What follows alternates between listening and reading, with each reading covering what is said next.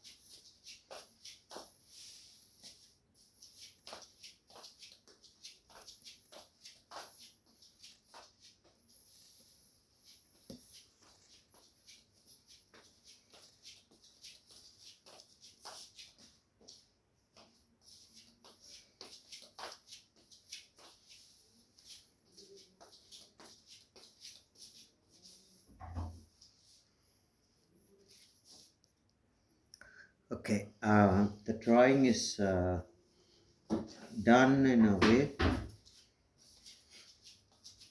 that's going to fill up the page, but not all the details that we see in the photograph are going to be reproduced because we don't need it. All we need is a few leaves which will cover up the area, leave enough space to show the backdrop, and we will think about some of the leaves to be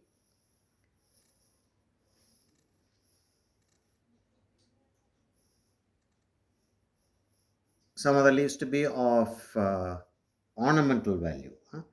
Some of the leaves to be in ornamental value, some of the leaves will be uh, creating a geometrical pattern that will explain the depth of field. That's exactly what we are doing. So we are not copying what we see in the photograph, which we seldom do. Uh, we try not to copy, but to get the ambience right. To get the ambience right, we have to understand what is happening. See, the whorl formation is this is a three leaf formation. As we can very easily see, this is a three leaf formation. Every node has three leaves, and the formation keeps turning. The whorl formation is turning like that, okay, that goes there and that will come out there, this will go out. So once we are able to show that convincingly, again we are not doing it exact, we are not doing it exact, we are just doing it convincingly. First we have to get convinced, and then we have to make the onlooker get convinced. This is going to be a very complicated pattern, but how we are going to handle it will make much of a difference as we proceed.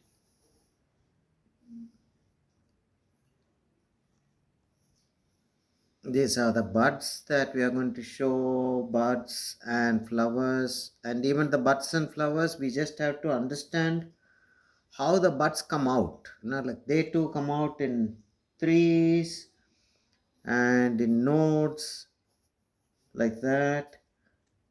And then there are leaves, huh? And then there are leaves which come out in the three set formation.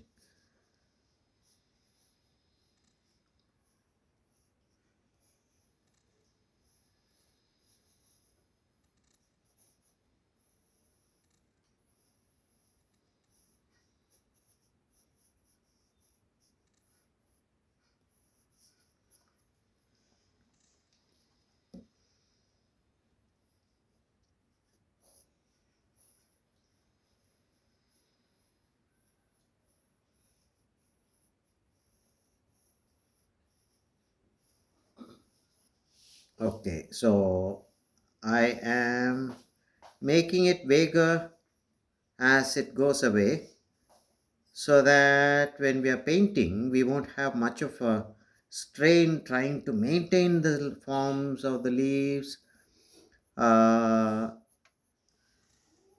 suggesting something rather than trying to make a scientific statement. We are not making a botanical drawing, we are just making an artistic representation of this plant. We will not understand the setup very clearly, but we know if the whorl formation will be going on in uh, the turn will be in pi, that we will understand, that we know. So that we will try to maintain, and not the exact setup. See, if we see the tip of the buds, bud formation, the stalk of the bud, we see a certain pattern out there. So we will maintain that pattern, and we will draw a few flowers here and there, as few as possible. Okay, so that is all we are going to do. That's all leaves we are going to do. Let's see if we have to do anything more. For now we will keep with this. Now what we have to do, we have to paint the flowers, because we don't want to miss. The flowers are an integral part of the painting, integral part of the composition, and the flowers are going to be the interest makers. So we have to draw the flowers. So we'll color them first without missing, because if we can't leave the space and paint around, because we might forget and paint in. We don't want to do that. So we'll just paint the flowers. We'll use crimson, because we want a pink. We'll use crimson. It has to be that vague.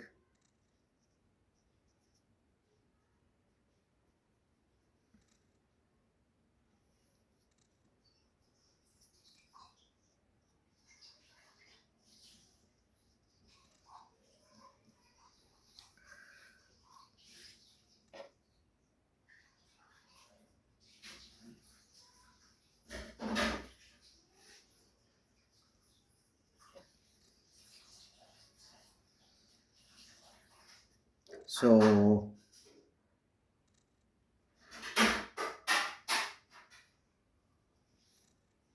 we won't use color perspective uh, on this because then it becomes too complicated, and it could get a bit contrived. So we won't use color perspective. So almost same kind of pinks are what we are using all around, but the leaves are going to have color perspective. Let's talk about color perspective when we come to it. We'll do this first and understand. That became too dark. Let me take it away.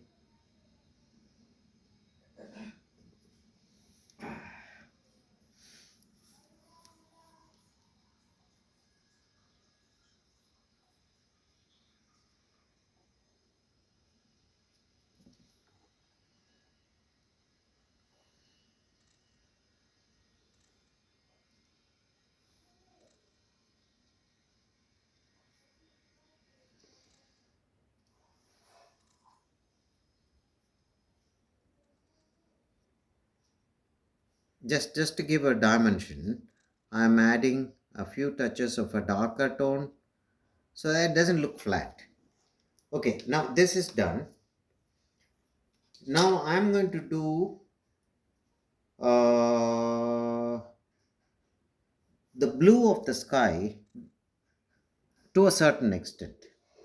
To a certain extent, whereby it comes in a little bit. Should we do that or not? No, we'll do the green leaves first. We'll do the green leaves first and think about leaving the green leaves and painting the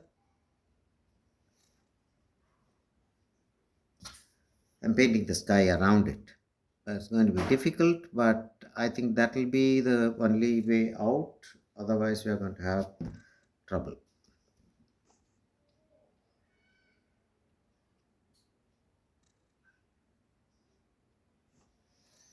Okay.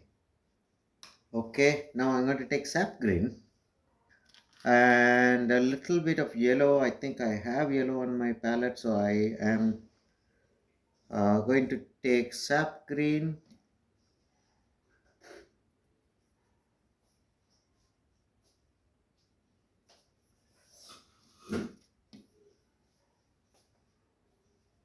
I have two, three companies, Camel, uh, what is this? This is Dale Downey and Winsor and Newton in one place. So my colors are, so I can't be talking about the color names, but a bright green, bright leafy green is what I can possibly say. I can't go any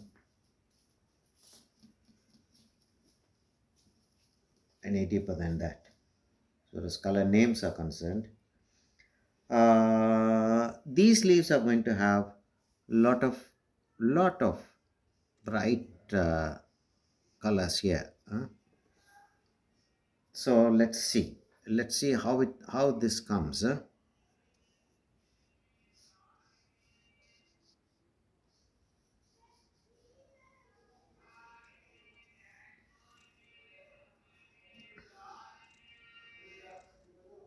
Some of these leaves are going to be slightly bluish because they are going to be reflecting the color of the sky.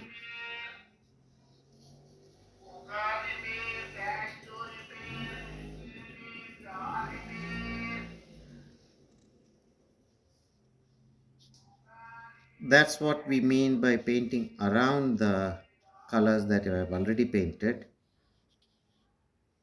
Not exactly mathematically right, but convincingly right.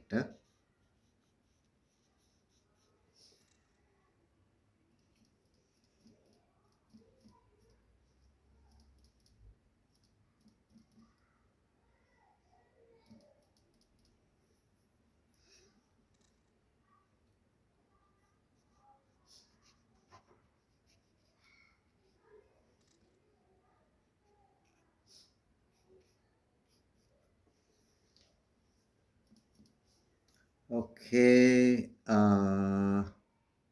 seems to be working out well.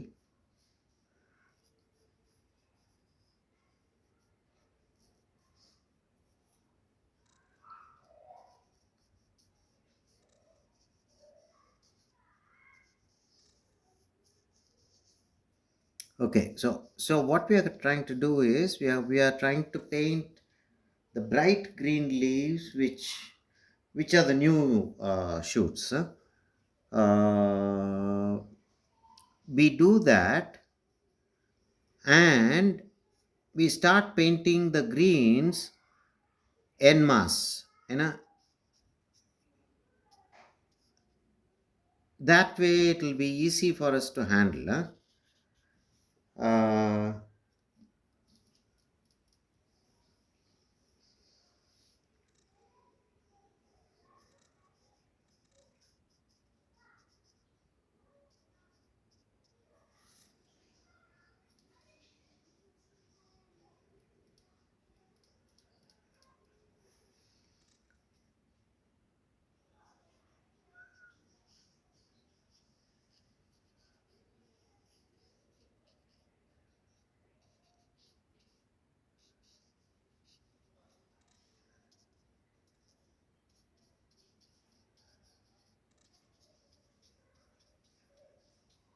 okay. Now I'm going to go to a slightly deeper green,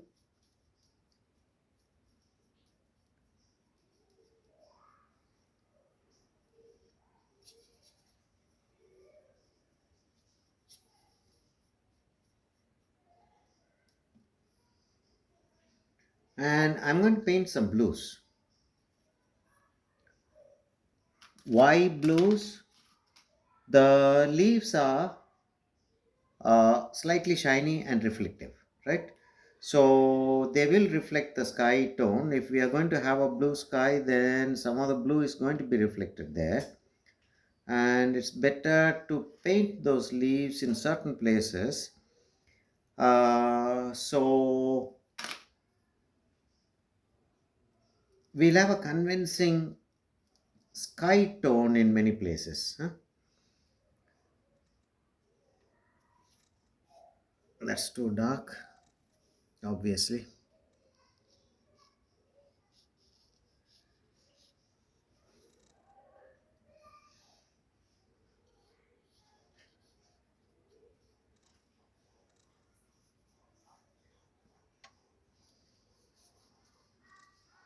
We'll have to see how we are going to incorporate greens into this blue,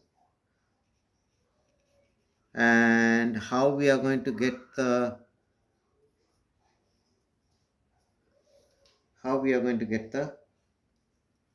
depth in place. It's not going to be easy, of course, but we are going to do it.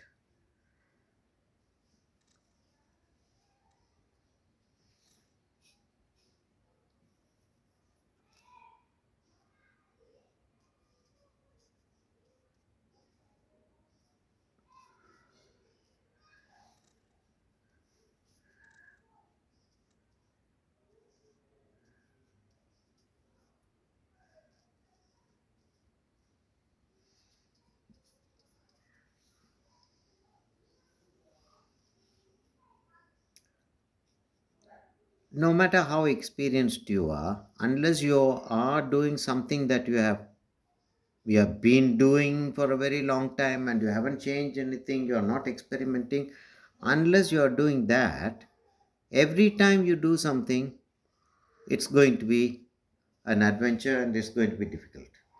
That's exactly what I am going through. uh, this is not my subject. I'm doing this for a doctor friend of mine who is like an elder brother to me. He is interested in painting, so he wanted me to do this for him. So I'm doing this for him. So this is not my uh, kind of subject that I tackle once in a while. In fact, but I think this is the first time I'm doing a subject like this. So I'll have to find out ways to get the painting right. Huh?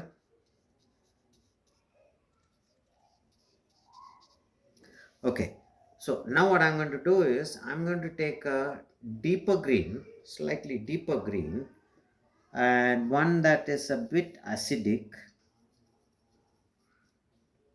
Okay, and I'm going to paint the whole area. Uh, that's what I mean by acidic deeper green. Huh?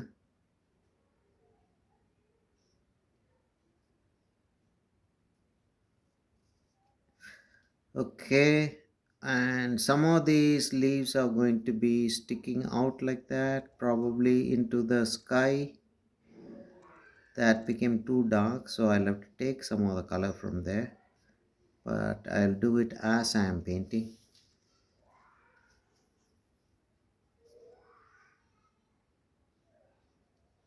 Because the darkest tones I can always paint over the blue. Huh? Uh, this has to be a slightly darker green. Okay, that I think is convincing.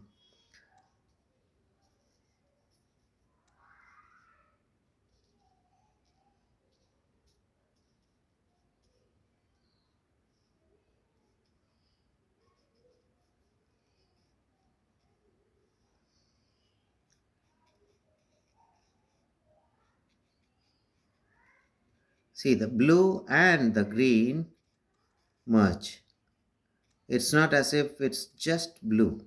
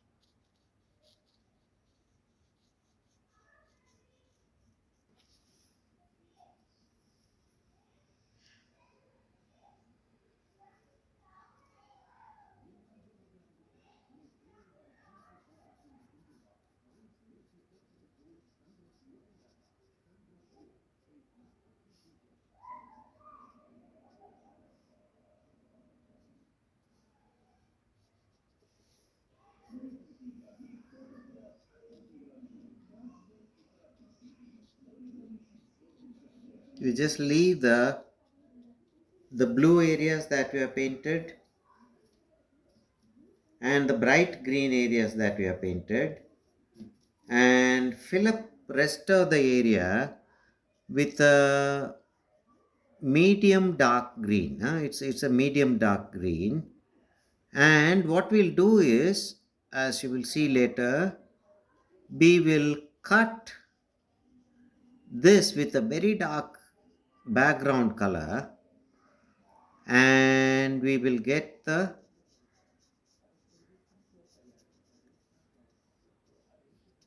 these leaves coming out. You'll see what I mean when I start working on it. I hope I get it right. You can't be very sure that you're going to succeed every time you paint. You're going to succeed is not true. uh, you might succeed if you are doing something that you have done 100 times, But if you are doing something that you are trying for the first time, you can't be very sure. But that doesn't mean that you won't try something new, right?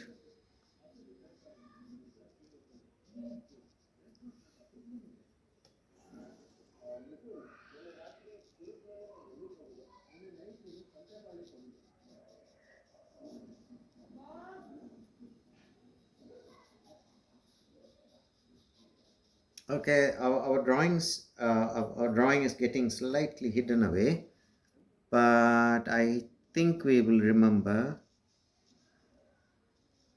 And once the watercolor dries, you know the watercolor dries lighter than what we paint, right? We know that. That's a usual characteristic of watercolor, where the paint dries lighter than what we paint.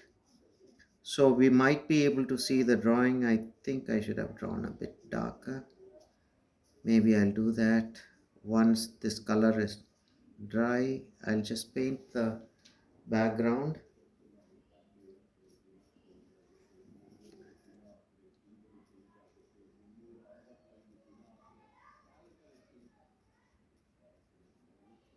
Sometimes when we are doing a painting like this, we might have to mm, paint a certain area, cover it up with color, maybe a darker color than what we intend to have finally. And when the paint is completely dry, we wet the area and pick out the color. Uh, it is popular belief that we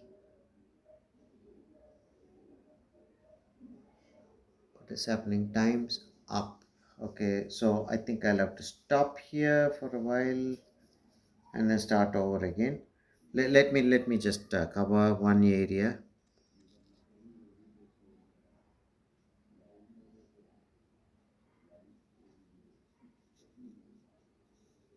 Okay, so I'm going to cover that area to show those leaves.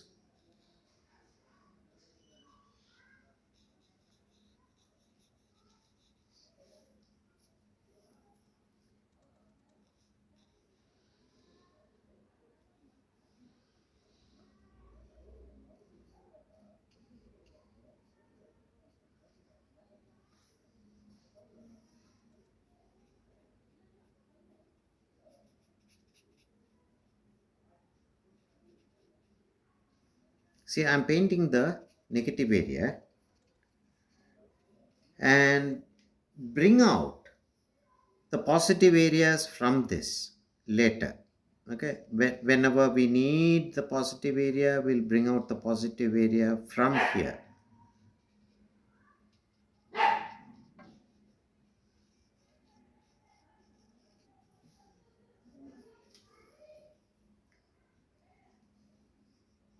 That is a very careful way of doing this kind of a painting, and that is what I'm doing is sort of a casual, sort of, not exactly casual, but sort of a casual way of handling it.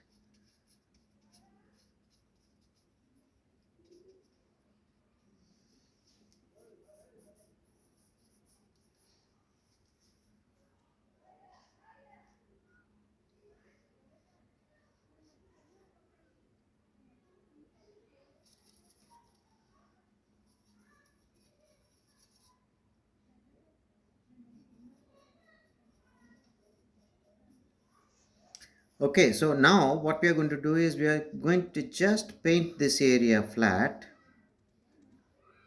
Okay, and pick out the drawings by painting the background dark. Huh?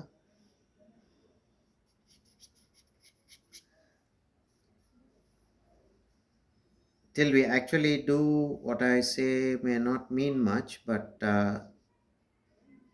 that's a technique that works very well in a painting like this.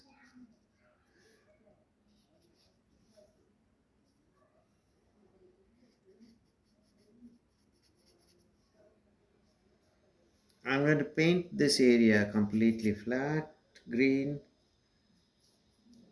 and let it dry completely before I start working.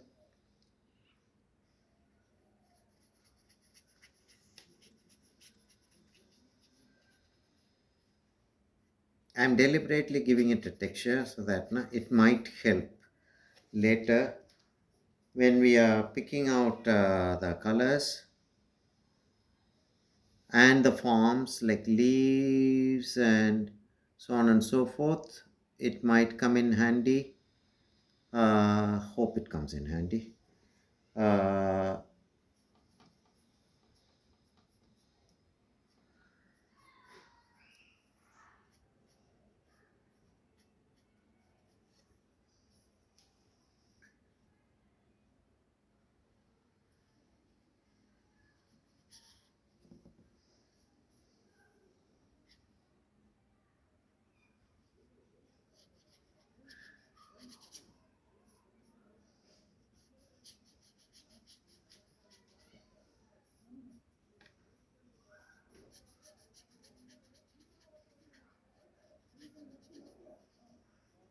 okay, I think we have taken a lot of recording time.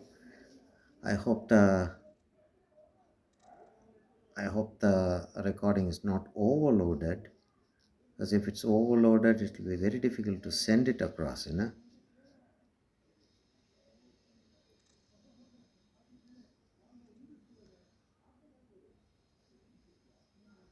Okay, all those things can be done later once this is dry. I'm going to stop now